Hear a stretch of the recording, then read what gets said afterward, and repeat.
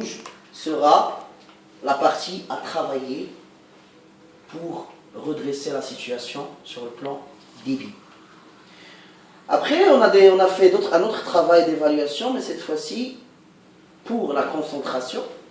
Et du moment que j'ai expliqué que la NEP dispose d'un conductivimètre qui permet de suivre la concentration en millisiemens par centimètre, alors que la norme en termes de concentration en pourcentage, il fallait, grâce à la mise en place d'un modèle de conversion conductivité, concentration, température, ça veut dire la conductivité en fonction de la concentration de température, dresser une carte de projection. Donc le résultat est comme suit, et ce qui nous a permis, en fin de compte, d'avoir une carte de traduction, ou de traduction des résultats, ou bien des résultats ou bien des normes utilisées au pilote en termes de conductivité, en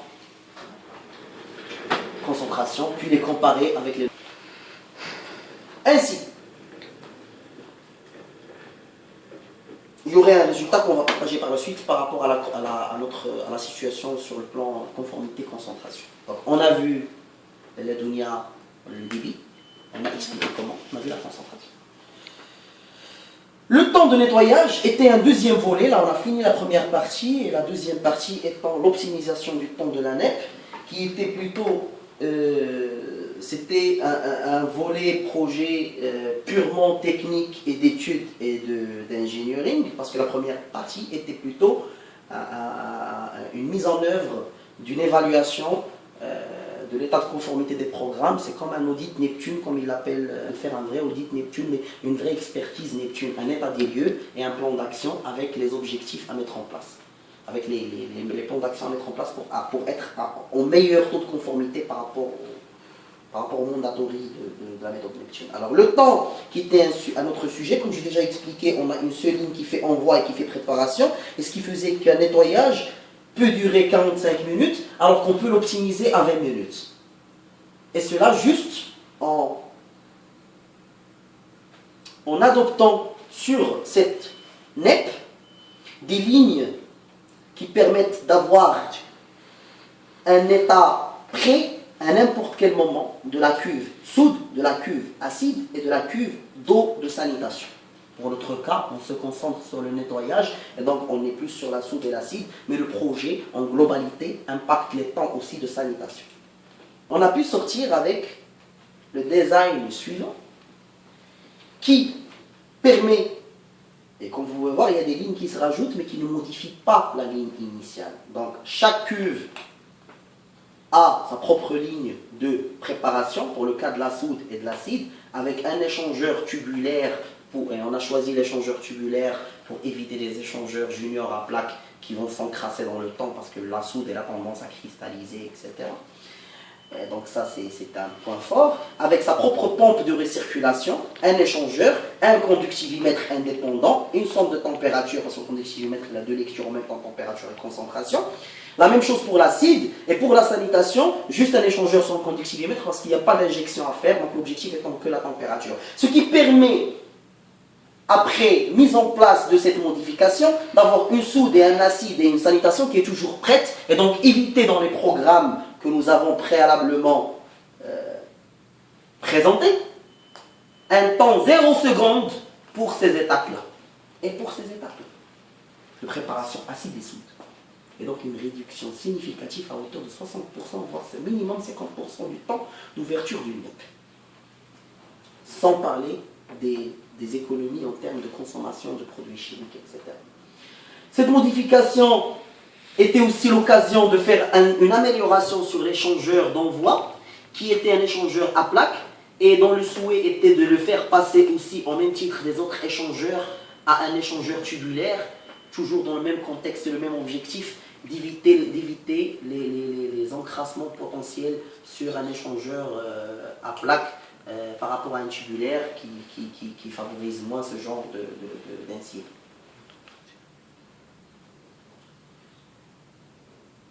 Le projet il est en cours, il a été réalisé. Résultats et discussions. Bon. Conformité par rapport aux exigences Neptune. conformité des paramètres de la NEP versus la cible Neptune. Donc ici, on est en train de parler des conformités par rapport aux 4 axes du tact, qui sont la température, l'action mécanique, la concentration et le temps.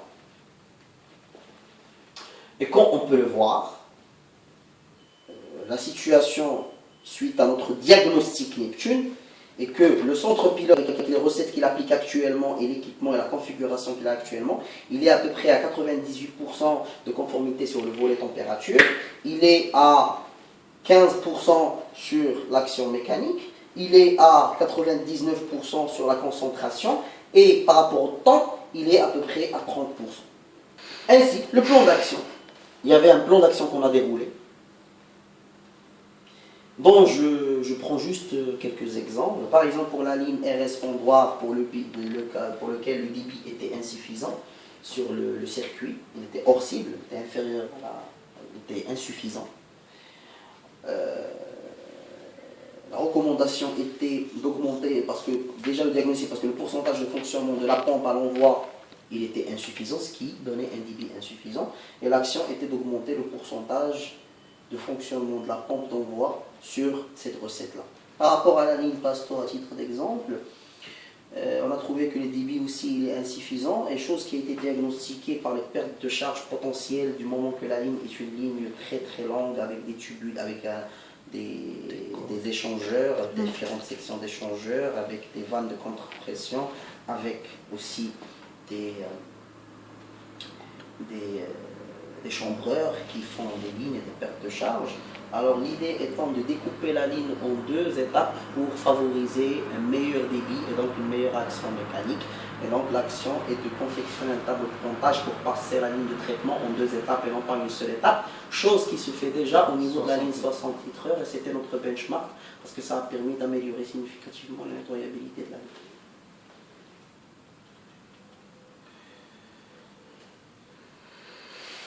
Maintenant, on passe aux conclusions, aux perspectives de ce projet. Donc, nous avons pu, comme vous avez pu le constater, grâce à ce travail, valider et optimiser les programmes de la NEP, parce que le plan d'action, il est toujours en mode mise en application, mais il y a une nette amélioration par rapport à l'état initial. D'un autre côté, ce travail qui a impliqué toute une équipe a permis de sensibiliser l'ensemble de l'équipe sur certaines notions importantes par rapport au nettoyage et à la désinfection des installations, ce qui ne peut être qu'un point fort et un bon levier pour l'amélioration de la qualité des nettoyages au sein du centre.